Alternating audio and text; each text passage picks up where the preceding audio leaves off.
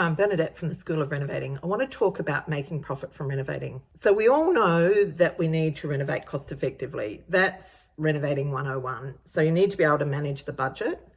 But if you are going to be moving into doing this professionally, so you're going to be renovating properties that are not your family home, you do need to develop a more nuanced skill. And I'm going to talk about this in relation to three key areas in a project. And so the first one is getting the right property. The second one is getting the right plan, the renovation plan. And the third one is execution.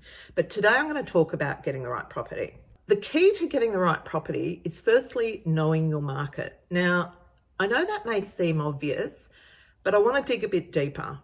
So in order to know your market, you need to know what their wants and needs are.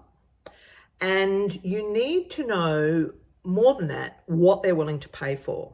Because in that list, there will be deal breakers and there will be wants, okay? So the deal breakers, you have to cover off. The wants are nice to haves, okay? So it'd be nice to do all of them, but often that is not possible. You always have to make compromise. So where are you going to spend your money? And you can look at two properties side by side, and one of them you may be able to deliver the outcome within the financial constraints and meet your buyer's needs. The other one you may not be able to. Okay, the other one may not be suitable at all. So really finding that right property is critical. Because if you don't, you are really finished before you start. The second part of that is getting it at the right price. Obviously, I have a rule that I like the vendor to pay the stamp duty. I almost never pay top dollar. Okay, that does mean I miss out on some deals, but it's really important that you have that buffer in there because there are so many costs that you have to cover other than the renovation that your buyer's not really going to want to pay for. Things that you can't see, like the transactional costs and so on.